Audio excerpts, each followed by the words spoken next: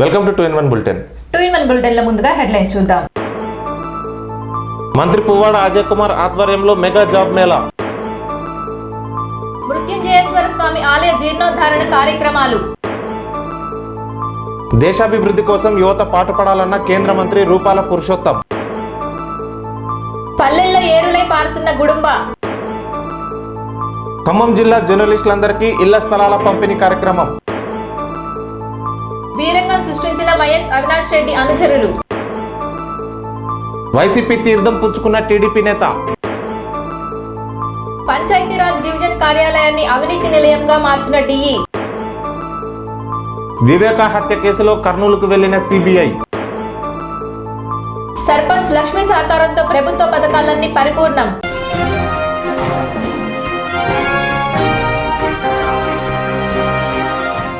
రవాణా శాఖ మంత్రి పువ్వాడ అజయ్ కుమార్ సహకారంతో ఎస్బీఐటి ఇంజనీరింగ్ కళాశాలలో ఏర్పాటు చేసిన మెగా జాబ్ మేళాను మంత్రి పువ్వాడ అజయ్ కుమార్ ప్రారంభించారు. ఖమ్మం జిల్లాలోని నిరుద్యోగుల కోసం జిల్లా పోలీసు శాఖ ఆధ్వర్యంలో రవాణా శాఖ మంత్రి పువ్వాడ అజయ్ కుమార్ సహకారంతో ఎస్బీఐటి ఇంజనీరింగ్ కళాశాలలో ఏర్పాటు చేసిన మెగా జాబ్ మేళాను మంత్రి పువ్వాడ అజయ్ కుమార్ ప్రారంభించారు. మొత్తంగా 150 వివిధ రంగాల కంపెనీలు ఉద్యోగ నియామకాలు చేపట్టాయి. ఆయా కంపెనీలలో వివిధ హోదాల్లో ఉన్న 8,200 ఉద్యోగాలకు గాను 15,000 మంది నిరుద్యోగులు నమోదు చేసుకున్నారు. ఈ సందర్భంగా పలు కంపెనీలలో ఉద్యోగం సాధించిన అభ్యర్థులకు మంత్రి పువ్వాడ అజయ్ కుమార్ నియామక పత్రాలు అందజేశారు. ఈ సందర్భంగా మంత్రి పువ్వాడ మాట్లాడుతూ నేడు నిర్వహిస్తున్న జాబ్ మేళాలో 5,000 మందికి ఉద్యోగ నియామక పత్రాలు అందించనున్నారని తెలిపారు. విద్యను పూర్తి చేసిన ప్రతి ఒక్కరూ ప్రభుత్వ ఉద్యోగం పొందలేరని, అలాంటి వారి కోసమే జాబ్ మేళాను నిర్వహించడం జరిగిందన్నారు. నేడు ఐటీ రంగంలో ఖమ్మం అంతర్జాతీయ స్థాయిలో గుర్తింపు తెచ్చుకుందన్నారు. విదేశాల్లో ఉన్న ఐటీ దిగ్గజాలైన ప్రవాస భారతీయులతో మంత్రి కేటీఆర్ ఖమ్మం ఐటీ హబ్ గురించి ప్రస్తావించడం మనకు గర్వకారణమన్నారు. ఈ కార్యక్రమంలో ఎస్బీఐటి విద్యా సంస్థల chairman RJC Krishna, mayor Poonakollu Neeraja, DCCB chairman Kurapula Nagabhushanam, ZP chairman Lingala Kamal, IPS Avinash, వివిధ కంపెనీల సీఈఓలు, డైరెక్టర్లు, హెచ్ఆర్ మేనేజర్లు ఉన్నారు. సో ఈరోజు ఇప్పుడు సిపి గారు చెప్పిన విధంగా అరౌండ్ 142 కంపెనీస్ ఈరోజు ఈ జాబ్ మేళాకి ముందుకొచ్చి ఇక్కడ రిక్రూట్ చేయడానికి ఇక్కడ ఖమ్మంకి వచ్చినందుకు నేను ధన్యవాదాలు తెలియజేస్తూ ఉన్నాను. అట్లానే around 15,000 students have got registered for this job mela. We can see thousands of students and still they are coming and registering. ఇప్పుడు కూడా రిజిస్ట్రేషన్ నడుస్తూ ఉన్నది. ఇలాంటి ఒక కార్యక్రమం తీసుకోవాలి అంటే పిల్లలు ఇప్పుడు గ్రాడ్యుయేట్ అయిన వాళ్ళు, ఇప్పుడు కొత్తగా గ్రాడ్యుయేట్ అయిన వాళ్ళు చాలామంది ఉంటారు. అందరికి కూడా ఇప్పుడు ఆన్ క్యాంపస్ అనేది దొరకకపోవచ్చు, అలాంటి ప్లాట్ఫామ్స్ ఉండకపోవచ్చు. కొన్ని కాలేజెస్లో ఆన్ క్యాంపస్ ఉంటుంది, ఎక్కువ ఫార్మ్స్ వస్తారు, అక్కడ రిక్రూట్మెంట్స్ జరుగుతుంటాయి. కొన్ని ఇన్స్టిట్యూషన్స్లో అలాంటి వెసులుబాటు ఉండకపోవచ్చు. సో అలాంటి వాళ్ళకి ఇట్లాంటి ఒక ఆఫ్ క్యాంపస్ రిక్రూట్మెంట్ డ్రైవ్ అలా పెట్టి ఇలాంటి ఒక వేదికని ఇలాంటి ఒక ప్లాట్ఫామ్ని క్రియేట్ చేయాలని ఒక మంచి ఇనిషియేటివ్తో ముందుకు వచ్చిన సిపి గారిని నేను మళ్ళొకసారి అభినందనలు తెలియజేస్తూ ఉన్నాను. Because to organise such an event నేను చూస్తూ ఉన్నాను ఆయన ఎంత కష్టపడుతున్నారు. లాస్ట్ ఫ్యూ వీక్స్ ఎంత మీటింగ్స్ పెట్టి ఇట్లాంటి లాజిస్టిక్స్ ఆర్గనైజ్ చేసి పిల్లల్ని ప్రతి ఒక్క nook and corner of the district నుంచి కూడా వాళ్ళని రిజిస్టర్ చేసి వాళ్ళకు ఒక అవకాశం కల్పించాలని ఆయన ఒక సామాజిక దృక్పథంతో ఈ ఈవెంట్ తీసుకున్నారు. దీనికి పూర్తి స్థాయిలో సహకరించిన మన ఆర్జేసీ కృష్ణ గారు, ఆయన ఇట్లా మంచి ప్రిమైజెస్ ఇచ్చి ఆయన మొత్తం కూడా కోఆపరేషన్ అందించినందుకు ఆయనకు కూడా ధన్యవాదాలు తెలియజేస్తూ ఉన్నాను. అందరికి కూడా నా ధన్యవాదాలు. మీరందరూ వచ్చినందుకు చాలా సంతోషం. దాదాపుగా 110 కంపెనీలు హైదరాబాద్ నుంచి ఈరోజు ఈ మెగా జాబ్ మేళాలో పాల్గొంటూ ఉన్నాయి. మిగతా ఒక 30 ఫర్మ్స్ దాకా ఖమ్మం లోకల్ ఫర్మ్స్ కూడా పాల్గొంటూ ఉన్నాయి. అంటే ఒక 14,000 మంది ఈ జాబ్ మేళాకి రిజిస్టర్ అయ్యారని చెప్పడం జరిగింది. దాదాపు 8,000 ఉద్యోగాలు ఇవాళ ఇవ్వడం జరుగుతుంది. అంటే మోర్ దెన్ 50-60% ఆఫ్ ది మరి రిజిస్టర్డ్ క్యాండిడేట్స్కి ఇవాళ ఉద్యోగాలు కూడా లభించే అవకాశం ఉందని, దాంతోపాటుగా ఒక 5,000 మందికి ఇవాళనే ఆఫర్ లెటర్స్ ఇచ్చి జాయినింగ్ కూడా అవుతారు. మిగతా 3,000 మంది మరి ఓవర్లాపింగ్ ఉంటుంది. 2-3 కంపెనీల్లో కూడా వాళ్ళకి అవకాశం లభించే అవకాశం ఉంటుంది. కాబట్టి వాళ్ళు ఆప్షన్ తీసుకుంటారు. కాబట్టి ఒక 3,000 మంది పైచీలకు మరి మళ్ళీ కూడా వాళ్ళకు కూడా సెలక్షన్ ఉంటుందని చెప్పి కూడా తెలియజేస్తూ ఉన్నాను. ఇంత పెద్ద ఎత్తున ఈ జాబ్ మేళాన్ని ఫెసిలిటేట్ చేసుకొని మీ అందరికి కూడా అవకాశం కల్పించిన మన commissioner of police Vishnu Warrier గారికి మీరందరూ పెద్ద ఎత్తున ఒకసారి చప్పట్లు కొట్టాలి. ఇవాళ యువత ఎక్కడ అద్భుతమైన చౌడేపల్లి మండల కేంద్రంలోని శ్రీ అభీష్ట మృత్యుంజయేశ్వర స్వామి ఆలయ జీర్ణోద్ధారణ కార్యక్రమం వైభవంగా నిర్వహిస్తున్నారు. చిత్తూరు జిల్లా చౌడేపల్లి మండల కేంద్రంలో శ్రీ అభీష్ట మృత్యుంజయ స్వామి ఆలయ జీర్ణోద్ధారణ కార్యక్రమాలు వైభవంగా నిర్వహిస్తున్నారు. సోమవారం నిర్వహించిన ఈ పూజా కార్యక్రమాల్లో మంత్రి పెద్దిరెడ్డి రామచంద్రారెడ్డి పాల్గొన్నారు. అనంతరం ప్రత్యేక పూజా కార్యక్రమాలు, హోమాలు నిర్వహించారు. ఈ కార్యక్రమానికి చౌడేపల్లి మండల ప్రజలు, భక్తులు పెద్ద సంఖ్యలో పాల్గొన్నారు.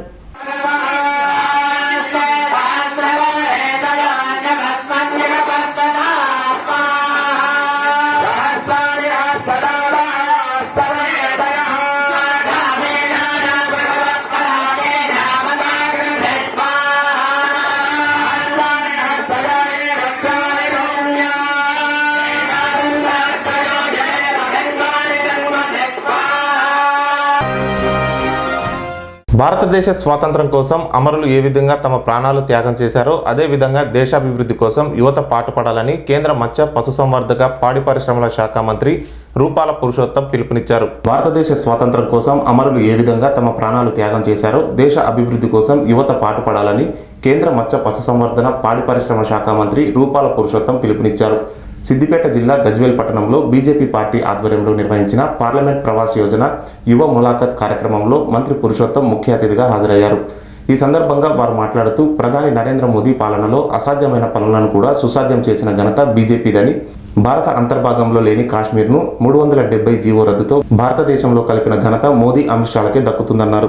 అంబేద్కర్ ప్రవేశపెట్టిన ఎస్సీ ఎస్టీ రిజర్వేషన్లు కాశ్మీర్ ప్రజలకు అందకపోయే విషయం గత ప్రభుత్వాలు ఇప్పటి వరకు ప్రస్తావన తేలేదని, 370 జీవో రద్దు వలన కాశ్మీర్ ప్రజలకు ఎస్సీ ఎస్టీ రిజర్వేషన్లలో అందుబాటు తేవడం జరిగిందని అన్నారు. గుజరాత్ భాషలో ఇనుమును కరిగించి ఖడ్గం తయారు చేసే ప్రక్రియను గజ్వేల్ అంటారని అన్నారు. ఛత్రపతి శివాజీ పాలనలో నేవీ విభాగంలో ఏదైతే చిహ్నం వాడారో ఆ చిహ్నంను ఇప్పుడు కేంద్ర ప్రభుత్వం ఇండియన్ నేవీలో వాడటం గర్వంగా ఉందని తెలిపారు. వాయుసేనలో 20,000 కోట్ల రూపాయలతో తయారు చేసిన యుద్ధ విమానాలు మన ఇండియా పరికరాలతో తయారు చేయడం పట్ల మన భారతదేశం ఎంత అభివృద్ధి సాధించిందనేది ప్రజలు గమనించాలని అన్నారు. ప్రధాని నరేంద్ర మోదీ కృషితో భారతదేశానికి ఇంటర్నేషనల్ డిజాస్టర్ సెంటర్ వచ్చిందని, అతి త్వరలో ఇంటర్నేషనల్ సోలార్ కేంద్రం కూడా భారత్కు రానుందని తెలిపారు. ఇతర దేశాలు భారతదేశం వైపు చూసే విధంగా కృషి చేసిన మహనీయుడు నరేంద్ర మోదీ అన్నారు. ఆయన ఆధ్వర్యంలో మనందరం పనిచేయడం గర్వంగా ఉందని కేంద్ర మంత్రి పురుషోత్తం రూపాల అన్నారు. ఈ కార్యక్రమంలో ఉమ్మడి మెదక్ జిల్లా బీజేపీ పార్టీ నాయకులు, కార్యకర్తలు, యువ మోర్చా నాయకులు పాల్గొన్నారు. మనం ముందుకు సాగాలి. మనం ఈ విధంగా కొనసాగుతూనే ఈరోజు బూత్ కమిటీల సమావేశం జరిగింది. బూత్ కమిటీల సమావేశం కాదు, బూత్ కమిటీ అధ్యక్షుని ఇంట్లో టిఫిన్కి వెళ్ళినాం. టిఫిన్కి వెళ్ళిన సందర్భంలో వారు బూత్ అధ్యక్షుల్ని జస్ట్ 2 మాటలు అడిగిండు. కానీ పేపర్లో ఉన్నటువంటి అందరికీ ఫోన్ చేయడం జరిగింది. పేపర్లో ఉన్న వాళ్ళు కమిటీలో వాస్తవమే, కానీ వాళ్ళు ఏ బాధ్యతలు ఉన్నారో వాళ్ళకి మనం చెప్పలేకపోయినాం. అంటే అర్థం మనం బూత్ కమిటీని కూర్చోబెట్టి అందరం इसी के कारण हमें जीना पड़ेगा. तो ये जो अमृत काल की यात्रा प्रारंभ हुई है तो उसके बैकग्राउंड में हमें थोड़ा देख लेना चाहिए. आपने एक न्यूज़ सुनी होगी कि सुभाष बाबू की प्रतिमा राजपथ पे लगाई गई. आप सबके संज्ञान में आई है घटना. सुभाष चंद्र बोस की प्रतिमा राजपथ पे लगाई गई. वहां किसकी प्रतिमा थी पता है? वो जो जगह है वो तो फिक्स है. वहां कौन था, वहां किसकी प्रतिमा थी? किसी को नाम का पता हो तो बोलो सामने से. वहां जॉर्ज पंचम की प्रतिमा, ब्रिटिश के राजवी की प्रतिमा उन्होंने लगाई थी. ये हमारा साम्राज्य है और इसके स्मरण में उन्होंने वहां जॉर्ज पंचम की प्रतिमा लगाई गई थी. उस प्रतिमा को हटाया गया और उसकी जगह पे सुभाष चंद्र बोस की प्रतिमा लगाई गई. मगर उसको लगाने में 75 साल लग गए. और आज मैं मेरे तेलंगाना के इस गजवेल के, ये गजवेल शब्द जो है ना, हाँ, गजवेल शब्द जो है ना वो हमारे गुजराती में इनका एक अर्थ और होता है. जिस लोहा को बहुत तपा के और फिर इसकी जब तलवार बनानी होती है वो इस धातु की जो प्रक्रिया करते हैं ना, उसको गजवेल बोला जाता है। उसी प्रक्रिया को गजवेल बोलते हैं। इसलिए हमारे यहाँ के साधारण लोहा नहीं है, एक गजवेल लोहा है, ऐसा बोला जाता है। ऐसे युवाओं को मैं पूछना चाहता हूं, आप अपना दिमाग लगा के मुझे जवाब देना। ये आजादी के 75 साल के बाद सुभाष चंद्र बोस की प्रतिमा राजपथ क्लब पे लगी नहीं होता तो क्या ये प्रतिमा लग सकती थी? ऐसे क्यों बोले डरते डरते? लग सकती थी। ये आपकी समझ में गर है तो उस राजनीति को आगे बढ़ाने का काम करने का जिम्मा अब तुम्हारे। ये 75 साल किस लिए लग गए? बहुत लोग, प्रधानमंत्री भी थे, सारे मंत्री हुआ करते थे, जिस प्रकार के मंत्री आपको चाहिए सारे मंत्री थे, मगर सुभाष चंद्र बोस की प्रतिमा नहीं लगाएगी। और वो भी राजपथ को नाम बदल दिया, अब राजपथ नहीं है, अब उसको कर्तव्य पथ का नाम दे दिया। अब उस राजपथ का नाम भी बदल दिया, उसको कर्तव्य पथ बना दिया। ऐसा करने का मैं ये आज 2-3 चीजें आपको बताने वाला हूं। ये होता नरेंद्र मोदी नहीं होते तो नहीं होता। ये कश्मीर की 370 की जो कलम थी 370, ये भारत की आजादी के समय पे सारे देश के राजाओं को एकत्रित करने का काम सरदार साहब कर रहे थे। एज ए होम मिनिस्टर पूरे देश के इस प्रिंसली स्टेट को भारत संघ में जोड़ने का जिम्मा सरदार साहब को ऑफिशियली दिया गया था। अकेला कश्मीर नहीं दिया गया, अकेला वो नहीं दिया। और आप सब जानते हैं पूरे देश के राज्य मिल गए भारत संघ में, वो कश्मीर मिला ही नहीं। और मिला तो भी ऐसे मिलाया गया कि आज तक भी अभी मिलाने की प्रक्रिया चालू है। उसको 370 का दर्जा देके विशिष्ट राज्य के रूप में भारत में जोड़ने का काम किया, जिसकी वजह से वो मुल्क कभी भी भारत के साथ एकीकरण हो ही नहीं पाता था। यहाँ आप लोगों को भी सरदार साहब की मेहरबानी से ही ये तेलंगाना भी अपना भारत में वो जुड़ गया, वरना यहाँ भी मुझे पासपोर्ट लेके आना पड़ता। स्थिति तो यही थी, वीजा निकालना पड़ता। ये सरदार साहब की देनगी है कि उन्होंने यहाँ भी किया। हमारे गुजरात में भी एक ऐसा मुल्क था, जूनागढ़ था, वो भी नहीं हो रहा था। ये सब जो हो रहा था उसमें उस कालखंड में जो रह गया उसको भी ठीक करने का काम इसी कालखंड में प्रधानमंत्री नरेंद्र मोदी जी और अमित शाह ने मिलकर ये 370 को हटा दिया और आज कश्मीर भारत के साथ घुल मिल गया। कुछ चीजों का लोग जिक्र ही नहीं करते। ये 370 था और नहीं है तो क्या फर्क हो गया? आपको बताना चाहता हूं कि यहाँ जो हल्दी को हाथ में लेके साथ में चलता था और ऊपर ऐसे पिछड़ा लगा देने से पीछे कमर हो जाता था। गांधी जैसे सिद्दीपेट को संभाल रहे हैं, वो मैं अमरेली जिला का अध्यक्ष चुना गया था। उस समय अमरेली में एक भी चुना हुआ बंदा नहीं था, एक भी कोई चुना हुआ बंदा कोई नहीं था। यहाँ आज की आपकी सुबह की मीटिंग में क्या नाम था कौन काउंसिलर का, वेणुगोपाल, एक बंदा तो था जो भी है खड़ा होके कह सके मैं चुना हुआ हूँ, इलेक्टेड है। एक आदमी तो है। सो मेरे अमरेली से आप एक स्टेप आगे हो। जब मैं जिला अध्यक्ष था तब जो इंफ्रास्ट्रक्चर मेरे पास था उसी से आप एक स्टेप आगे हो। ऐसे में आपको काम करने का अवसर मिला। उस समय हमारे सामने भी लोग हंसते थे कि ये क्या भाजपा लेके निकले हो, कोई सुनने वाला नहीं, कोई चाय पिलाने वाला नहीं है, और कोई काम करो, ऐसा बोलते थे।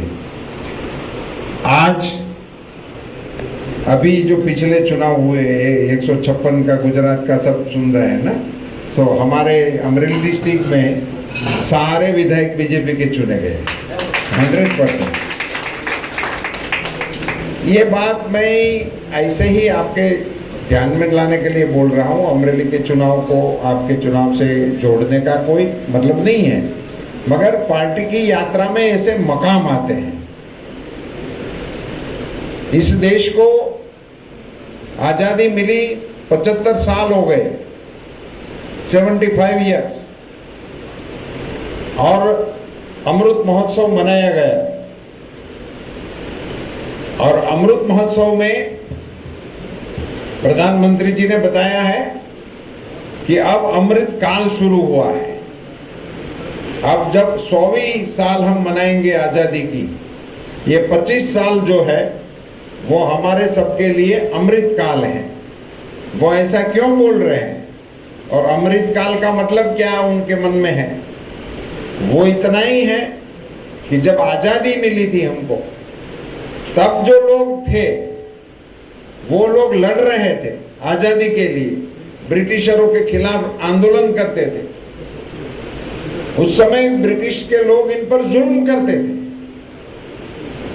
उन्होंने कोई हमको ऐसे ऐसे आजादी नहीं दे दी है। अच्छा तुम आ गए, लाठियां खाई है, गोलियां खाई है, और फांसी पे भी वंदे मातरम बोलते बोलते हमारे देश के नौजवानों ने अपने बलिदान दिए हैं, तब जाके हमको आजादी मिली है। ऐसे उसका संकल्प था कि हमें आजादी लेनी है, और उसके मुकाबले में जो कीमत मांगी गई वो देने की तैयारी की थी, तभी जाके आजादी मिली थी। सो अमृत काल में हमें संकल्प करना है कि 100वीं शताब्दी जब देश की आजादी की मनाई जाएगी, तो मेरा भारत कैसा होना चाहिए, मेरा तेलंगाना कैसा होना चाहिए, मेरा गांव कैसा होना चाहिए, मेरा स्कूल कैसा होना चाहिए, मेरा खेती कैसा होना चाहिए। इन सभी चीजों में हम जो लक्ष्य तय करेंगे उसको हासिल करने के लिए हमें काम करना पड़ेगा, तभी जाके ये हासिल होगा। उन लोगों ने फांसी खाई, गोली खाई, लाठी खाई, तभी जाके आजादी मिली। ऐसे हमें भी कुछ श्रम करना पड़ेगा, हमें भी कुछ मेहनत करनी पड़ेगी, हमें भी कुछ बलिदान देना पड़ेगा। अब आपको सर नहीं देना है, अब आपको मरना नहीं है, अभी आपको जीना है। देश के लिए जीने का संकल्प हम लोगों को करना पड़ेगा। हम अपने लिए तो जी रहे, मगर సిర్పూర్ నియోజకవర్గంలోని పల్లెల్లో గుడుంబ ఏరులై పారుతుంది. కుటుంబాలు చిన్న భిన్నం అవుతున్న తనిఖీలు చేపట్టకుండా గాలికి వదిలేసిన ఎక్సైజ్ శాఖ అధికారులు. కొమరం భీం ఆసిఫాబాద్ జిల్లా సిర్పూర్ నియోజకవర్గంలోని సిర్పూర్, దాహెగాం, కౌటాల తదితర అన్ని మండలాల పలు గ్రామాల్లో గుడుంబ దందా గుట్టురట్టుగా కొనసాగుతుంది. ఓవైపు తెలంగాణ రాష్ట్ర ప్రభుత్వం గుడుంబా తయారీని అడ్డుకుంటామని చెబుతున్నా పల్లెల్లో గుడుంబా విక్రయాలు ఆగడం లేదు. దీన్ని అరికట్టాల్సిన ఎక్సైజ్ శాఖ అధికారులే మామూలుగా మత్తులో మునుగుతున్నారు. దీంతో గుడుంబా తయారీ విక్రయదారులకు అడ్డు అదుపు లేకుండా పోయింది. సిర్పూర్ నియోజకవర్గంలోని పలు మండలాల గ్రామాల్లో, తాండాల్లో గుడుంబా బట్టీలు పెట్టి కొందరు అక్రమార్కులు జోరుగా గుడుంబా తయారు చేస్తున్నారు. అక్కడి నుండి సమీప ప్రాంతాలకు గుడుంబా తరలించి విక్రయాలు జరుపుతున్నారు. పచ్చని పంట పొలాలు గుడుంబా తయారీకి అడ్డాగా మారింది. గుడుంబా తయారీకి కావలసిన ముడి సరుకులను మండల కేంద్రంలోని పలు దుకాణాల్లో నుండి తీసుకెళ్తున్నా పట్టించుకున్న వారే కరువయ్యారు. పొలాల్లోని చెట్ల పొదల్లో గుట్టుచప్పుడు కాకుండా గుడుంబా వ్యాపారం కొనసాగిస్తున్నారు. గుడుంబాను తప్పతాగి ఇంట్లో ఇల్లాలితో గొడవలు పడుతున్నారు. కొన్ని గ్రామాల్లో యువకులు గుడుంబాకు బానిసగా మారి జీవితాలను నాశనం చేసుకుంటున్నారు. తక్కువ ధరకు దొరుకుతున్న గుడుంబాతో ఎక్కువ కిక్కు వస్తుండడంతో చాలా మంది దీనికి బానిసలు అవుతున్నారు. కొన్ని చోట్ల ఉదయం నుండి గుడుంబా తాగుతూ హంగామా చేసేవారు కొందరున్నారు. రోజంతా కష్టపడి కూలీ డబ్బులతో గుడుంబా తాగి ఇంట్లో భార్య పిల్లలను చిత్రహింసలకు గురి చేస్తున్నారు. ఇప్పటికైనా సంబంధిత శాఖ అధికారులు స్పందించి గుడుంబా విక్రయిస్తున్న వారిపై కఠిన చర్యలు తీసుకోవాలని సిర్పూర్ నియోజకవర్గ ప్రజలు కోరుతున్నారు.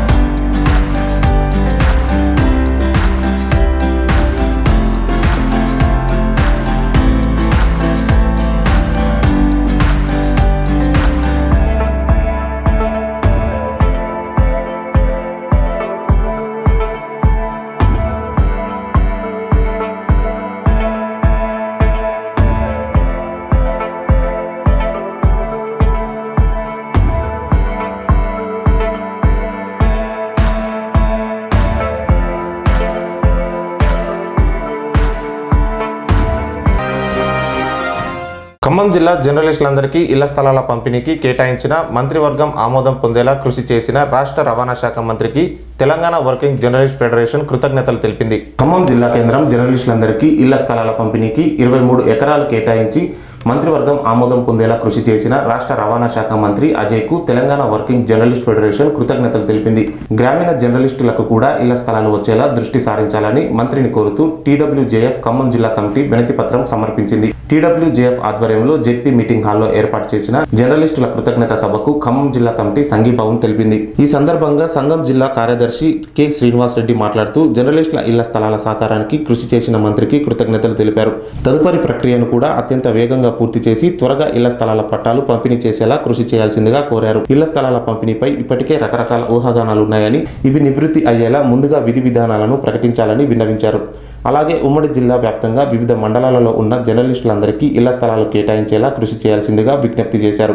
ముఖ్యమంత్రి కల్వకుంట్ల చంద్రశేఖరరావు హామీ మేరకు వర్కింగ్ జర్నలిస్టులందరికీ ఒక్కొక్కరికి 200 గజాల చొప్పున ఇళ్ల స్థలాలు ఇవ్వాలని కోరారు. వ్యత్యాసాలు లేకుండా అర్హులందరికీ ఇళ్ల స్థలాలు ఇవ్వాలని విన్నవించారు.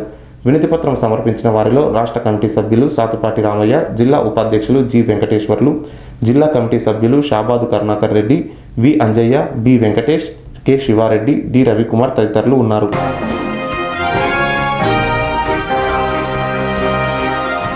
వార్తల్లో చిన్న విరామం. సెరెనిటీ మోడల్ హై స్కూల్ విద్యార్థులకు అమ్మఒడి, సామాన్యులకు అందుబాటులో ఉన్న బడి serenity.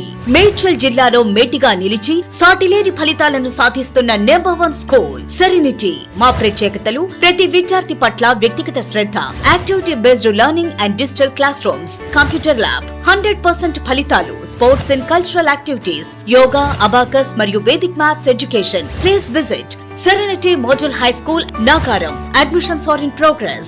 Call 04027146899 and 04027148699.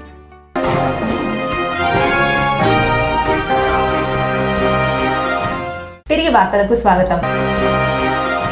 Kadapa MP YS Avinash Reddy అనుచరులు వీరంగం సృష్టించారు. కర్నూలులోని విశ్వభారతి ఆసుపత్రి వద్ద మీడియా ప్రతినిధులపై దాడి చేశారు. కడప ఎంపీ అవినాష్ రెడ్డి అనుచరులు వీరంగం సృష్టించారు. ఈ ఘటనలో పలు కెమెరాలు ధ్వంసమయ్యాయి. విలేకరులపై దాడి చేస్తున్న అక్కడే ఉన్న పోలీసులు మౌనం వహించారే తప్ప అడ్డుకునే ప్రయత్నం చేయలేదు. ఆసుపత్రి వద్దకు వస్తే చంపేస్తామని అవినాష్ అనుచరులు బెదిరింపు చర్యలకు పాల్పడ్డారు. కడప ఎంపీ అవినాష్ రెడ్డి తల్లి శ్రీలక్ష్మి ప్రస్తుతం కర్నూలులోని విశ్వభారతి ఆసుపత్రిలో చికిత్స పొందుతున్నారు.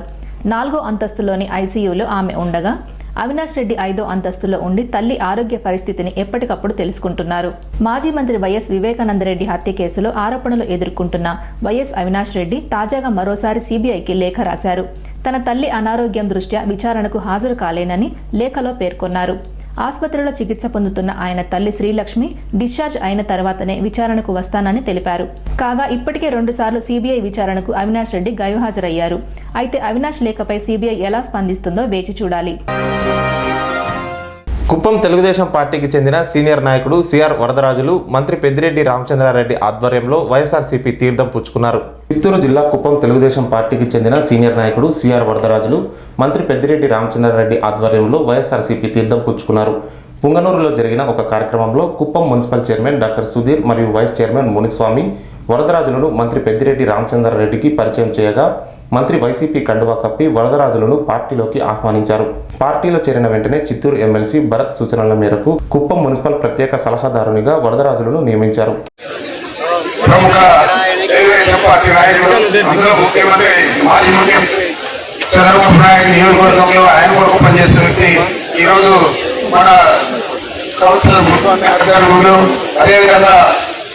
మన మున్సిపల్ చైర్పర్సన్ డాక్టర్ సుధీర్ ఆధ్వర్యంలో మన పార్టీలో చేరుతున్నాడు. చాలా సంతోషంగా ఉంది.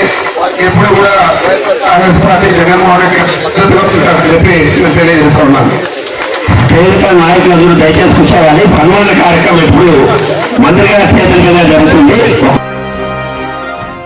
పర్సెంటేజ్లు ఇస్తేనే బిల్లులు చెల్లిస్తూ పంచాయతీరాజ్ డివిజన్ కార్యాలయాన్ని అవినీతి నిలయంగా మార్చాడు ఆ శాఖ డిఈ లక్ష్మణ్ రావు. వికారాబాద్ జిల్లా పర్సెంటేజ్లు ఇస్తేనే బిల్లులు చెల్లిస్తూ పంచాయతీరాజ్ డివిజన్ కార్యాలయాన్ని అవినీతి నిలయంగా మార్చాడు ఆ శాఖ డిఈ లక్ష్మణ్ రావు. అందుకు ప్రత్యక్ష నిదర్శనం బొమ్రాస్పేట మండలం కుంకిమెట్ల గ్రామంలో వర్క్ ఫోర్డ్ నిధులు 5 లక్షలతో ముస్లిం శ్మశాన వాటిక చుట్టూ నిర్మించిన కాంపౌండ్ వాల్ బిల్లుల చెల్లింపులో పర్సంటేజ్ విషయమై కాంట్రాక్టర్తో పంచాయతీరాజ్ డిఈ బేరసారాలపై అధికారులకు లక్షల్లో పర్సంటేజీలు చెల్లించాలని 5 లక్షల నిధుల పనికి 10,000 డిమాండ్ చేస్తూ ముందస్తుగా 2,000 లంచంగా తీసుకున్న పంచాయతీరాజ్ డిఈ లక్ష్మణరావు అవినీతి భాగోతాన్ని సదరు కాంట్రాక్టర్ మాజీ కోఆప్షన్ సభ్యులు జలీల్ తన సెన్ఫోన్లో బంధించారు. ప్రస్తుతం అభివృద్ధి పనుల నిమిత్తం మంజూరు చేసే నిధుల చెల్లింపులో పీఆర్డీఈ అవినీతికి పాల్పడుతూ కాంట్రాక్టర్లకు బిల్లులు చెల్లింపక వేధింపులకు గురి చేస్తున్నాడని తక్షణమే ఆయనపై తగు చర్యలు తీసుకోవాలని ఆయన జిల్లా పాలనాధికారికి విజ్ఞప్తి చేశారు. చూడండి సార్, చూసి చెప్పండి ఏం అమౌంట్ సార్. నేను చెప్పి ఏంటంటే యాక్చువల్గా ఏం జరుగుతుంది ఏంటన్నది చెప్తాను. నేను నువ్వేం చేయాలని నువ్వు నిర్ణయించుకోవాలి. నువ్వు కొత్తోడు ఏం కాదు, పాతోడు అన్ని తెలుసుకోండి సార్. ఏం అన్నీ తెలుసుకోండి. అంతేకాక నువ్వు ఆలోచించేది మళ్ళీ నేను నువ్వు ఉన్నదైతే చెప్పాలి కదా, లేకపోతే తెలియదు కదా. ఉన్న వస్తాలని చెప్పాలి చెప్పాలి. చెప్పాను కాబట్టి ఆలోచన చేస్తే ఏం చేస్తాను. నేను మళ్ళీ వచ్చాక మళ్ళీ చెప్పలేదు. నువ్వే ఆలోచన చేసుకోవాలి. చూడండి సార్, ఏం చేయాలో చూసి చెప్పండి. బిల్లు వచ్చినాక ఇస్తా అమౌంట్.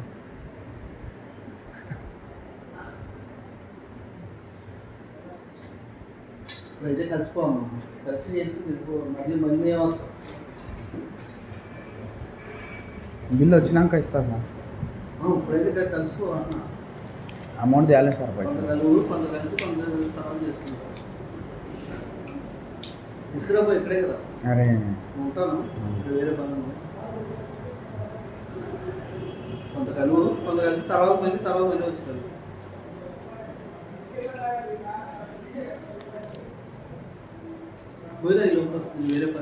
చూడండి సార్, ఏం చేయాలో చెప్పండి. కొన్ని ఉన్నాయి అమౌంట్ ఇస్తా, కొన్ని ఉన్నాయి ఇస్తా. 10,000 ఎక్కువ అవుతాయి సార్. ఎక్కువ అవుతాయి. మాకు 10,000 అంటే ఇంకా ఎట్లా చేయాలి సార్?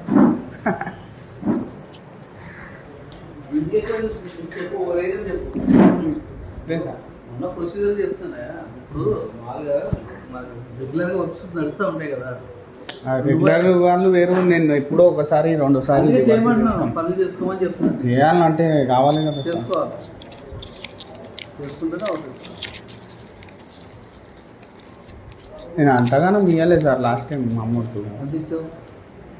3,000 4,000 ఇచ్చిన అమౌంట్ ఇచ్చిపోయిన. గూగుల్ పే, ఫోన్పేలో కొట్టిన అప్పుడు అమౌంట్. గూగుల్ పే కొట్టావా? అవును కొట్టిన. కానీ నేను చెప్పింది చెప్తాను నీకు. కానీ నువ్వు ఇవ్వకపోతే నేనే చేస్తుందండి. ఇప్పుడు ఉన్న ప్రొసీజర్ చెప్తావు. అబ్బా మేము నువ్వు ఇవ్వకపోతే నేను కొడతానా, నేను లేదా కొట్లాకుండా లేదా చేయడం మానేస్తాను. ఇక మీరు ఆపేస్తారు సంతకాలు చేయకుండా. ఇంకా మనం ఏం చేద్దాం. అప్పుడు అట్లా చేసానా? అప్పుడు అలా చేసానా? అప్పుడు 5 లక్షలు అంటే 10,000 ఇవ్వాలి. నువ్వు ఎంత ఇచ్చావు నాకు తెలియదు. ఎంత ఇచ్చుంటావో చెప్పు. ఎంత ఇచ్చే చెప్పు, నువ్వే చెప్పు. నువ్వే కదా ఇచ్చినాడు. ఇచ్చిన అప్పుడు గిట్ట 6,000 7,000 ఇచ్చిన సార్. 2,000 ఉన్నాయి. 2,000 ఉన్నాయి సార్. ఉన్నాయి. ఎప్పుడు ఇస్తావు? బొమ్రాస్పేట్ మండల్. నా పేరు షేక్ జలీల్, తుంకిమెట్ల విలేజ్, కొడంగల్ కాన్స్టెన్సీ. ఇక్కడ తుంకిమెట్ల ఒకటి గ్రేవ్ యార్డ్ వర్క్ వచ్చింది 5 lakhsది మక్బోర్డ్ది వర్క్. నేను చేసిన కంప్లీట్ అయిపోయింది. ఏ గారు వచ్చిండు ఇన్స్పెక్షన్కి, ఎంబీ చేసిండు. డి దగ్గరికి పోతే ఆయన సంతకాలు చేసి ఇస్తలేడు. 3 రోజులు 4 రోజులు సతాయిస్తున్నాడు. డబ్బులు ఇస్తేనే నేను సంతకం చేస్తా, లేకుంటే చేయను అంటని డిమాండ్ చేస్తుండు. 2% ఇవ్వాలి, మేము అక్కడ ఆడిట్ ఉంటుంది, మాకు వేరే అక్కడ పంపించేది ఉంటుంది, కంపల్సరీ కావాలి, ఇస్తేనే సంతకం చేస్తా, లేకుంటే చేయనని చెప్తుంది. ఇటువంటి ఉంటే వర్క్ అభివృద్ధి ఎక్కడవుతుంది? ఈయన డిమాండ్ చేస్తే వర్క్ చేసేటోళ్ళు విధంగా వర్క్ చేయరు. ఈయన డబ్బులు అడిగి టైట్ చేసి తీసుకుంటున్నాడు. డబ్బులు 2% ఇవ్వాలి ఖచ్చితంగా అని. ఇటువంటి వాళ్ళకు చర్య తీసుకోవాలి. కలెక్టర్ గారు అయినా కానీ ఎవరైనా పై అధికారులు కొంచెం చర్య తీసుకుంటే బాగుంటుంది. డెవలప్మెంట్ కావాలంటే ఇటువంటి వాళ్ళు ఉంటే డెవలప్మెంట్ కాదు. వర్క్ చేసే వాళ్ళు చేయరు వర్కులు. కొంచెం తక్షణం చర్య తీసుకోవాలని కోరుతున్నాను. మీ దగ్గర ఎంత లంచం తీసుకున్నాడు? నా దగ్గర 2,000 తీసుకున్నాడు. ఇంకా 8,000 కావాలని డిమాండ్ చేస్తుండు. చెక్ వచ్చినప్పుడు వచ్చి ఖచ్చితంగా ఇవ్వాలంటే డిమాండ్ చేస్తున్నాడు. మాజీ మంత్రి వైఎస్ వివేకానంద రెడ్డి హత్య కేసు దర్యాప్తు చేస్తున్న సిబిఐ టీం కర్నూలు వెళ్లింది. ఎస్పీతో కలిసి చాలాసేపు చర్చలు జరిపింది. మాజీ మంత్రి వైఎస్ వివేకానందరెడ్డి హత్య కేసు దర్యాప్తు చేస్తున్న సిబిఐ టీం కర్నూలు వెళ్ళింది. ఎస్పీని కలిసి చాలాసేపు చర్చించింది. ఆ తర్వాత కర్నూలులో ఎంపీ అవినాష్ రెడ్డి తల్లి ట్రీట్మెంట్ పొందుతున్న విశ్వభారతి హాస్పిటల్ దగ్గర సెక్యూరిటీని పెంచింది. ప్రస్తుతం అవినాష్ రెడ్డి ఆ ఆసుపత్రిలోనే ఉన్నారు. తన తల్లికి ఆరోగ్యం బాగోలేదని, ట్రీట్మెంట్ జరుగుతుందని నిన్న సిబిఐకి లేఖ రాశారు. సిబిఐ కోరినట్లుగా మంగళవారం తాను హాజరు కాలేనని, తనకు ఓ 10 రోజులు గడువు కావాలని ఆయన కోరారు. అందువల్ల ఇవాళ సిబిఐ ఏం చేయబోతుందనేది ఆసక్తికరంగా మారింది. వివేకానందరెడ్డి హత్య కేసు విచారణను ఎదుర్కొంటున్న అవినాష్ రెడ్డి ఇదివరకు 4 సందర్భాల్లో విచారణను వాయిదా వేశారు.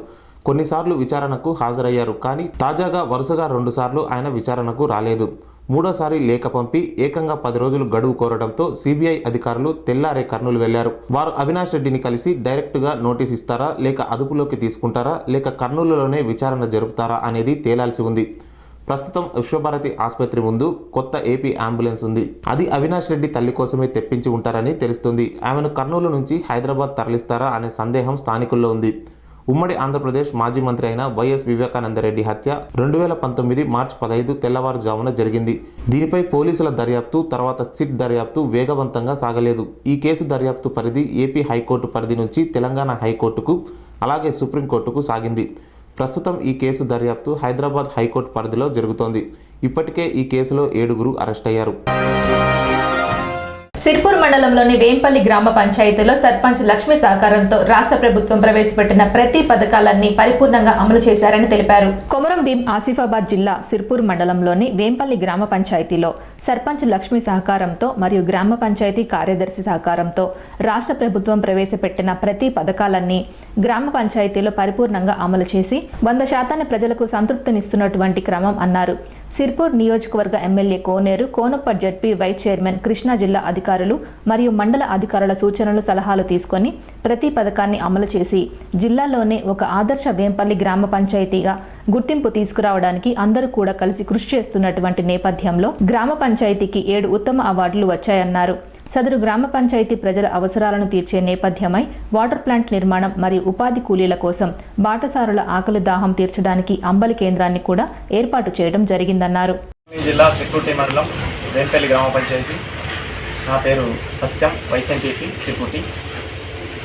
మా యొక్క దేవలక్ష్మి సర్పంచ్ గారి అధ్యక్షతన ఈ యొక్క గ్రామానికి అభివృద్ధి చేయాలన్న దృఢ సంకల్పంతో ఇప్పటి వరకు అనేకమైనటువంటి సంక్షేమ పథకాలు, అనేకమైన సంక్షేమ పథకాలని 100% ప్రజలు వినియోగించుకే విధంగా వాళ్ళను ఎంకరేజ్మెంట్ చేస్తూ ఎడ్యుకేట్ చేస్తూ మరియు మా ప్రతి ప్రభుత్వ స్కూల్లోనే చదవాలనే ఒక నినాదంతో వేంపల్లిలో ప్రైవేట్ స్కూళ్ళలో వెళ్ళే వాళ్ళను పెద్ద ఎత్తున ఇప్పటి వరకు కూడా ప్రభుత్వం మా పిల్లలను కూడా అందులో జాయిన్ చేసి ఆదర్శంగా సర్పంచ్ గారి పిల్లల్ని మరి నా పిల్లల్ని జాయిన్ చేస్తూ ప్రభుత్వ బడులను అభివృద్ధి చేసే దిశగా మన ఊరు మన బడిలో ఇప్పటివరకు చాలా పెద్ద ఎత్తులో పిల్లల్ని జాయిన్ చేయించడం జరిగింది. తర్వాత గ్రామ పంచాయతీ సొంత నిధులతోనే వాటర్ ప్లాంట్ పెట్టి ఇక్కడ ఉన్నటువంటి ప్రజలకు మంచినీరు అందించాలి. తర్వాత పంచాయతీ కూడా కొంచెం ఆదాయం చేకూరే దిశగా ఆలోచించి వాటర్ ప్లాంట్ పెట్టడం జరిగింది. అదేవిధంగా ఇప్పటి వరకు కూడా మేము అందుకున్నటువంటి అనేకమైన పథకాలు ఉన్నాయి.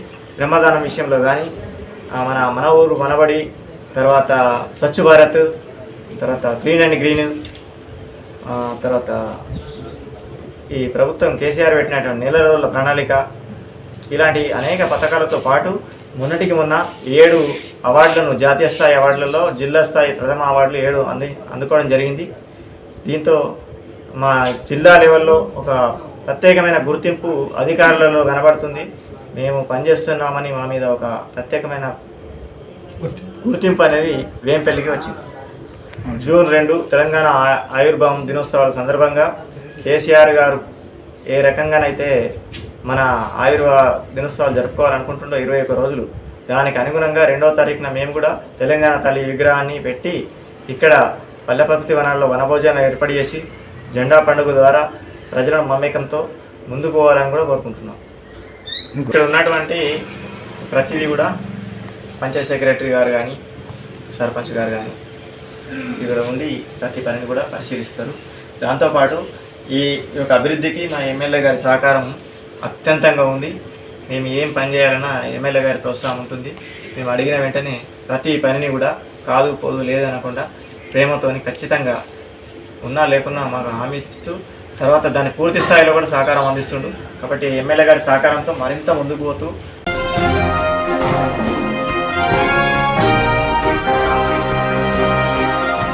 ఇంతటితో వార్తలు సమాప్తం. మరిన్ని అప్డేట్స్ కోసం చూస్తూనే ఉండండి TR9 టీవీ. అనురాగానికి అమ్మ ఆదర్శం, ఆరోగ్యానికి Sri Sai homeo stores and clinic. అనుభవం, అర్హత, అంకిత భావం కల డాక్టర్లచే చికిత్స. అన్ని రకాల ఆరోగ్య సమస్యలకు నమ్మకమైన ఎంపిక Sri Sai homeo stores and clinic. Diabetes, కీళ్ల నొప్పులు, సయాటికా, వెన్నుముక సమస్యలు, థైరాయిడ్, నిద్రలేమి, మానసిక సమస్యలు, ఋతు సమస్యలు, అన్ని రకాల దీర్ఘకాలిక వ్యాధులకు ప్రత్యేక హోమియో వైద్యం. అందరికీ అందుబాటులో అంతర్జాతీయ హోమియో వైద్యం Shri Sai homeo stores and clinic. మీ ఆరోగ్య సమస్య ఏదైనా ఇప్పుడు పరిష్కారం సాధ్యం. సైడ్ ఎఫెక్ట్ లేని వైద్యంతో సంపూర్ణ ఆరోగ్యం కొరకు సంప్రదించండి Shri Sai homeo clinic and stores, Bhavani Nagar, Ambedkar Nagar road, old Alwal, Secunderabad. సంప్రదించాల్సిన ఫోన్ నంబర్స్ 9000751751 మరియు 9000422525.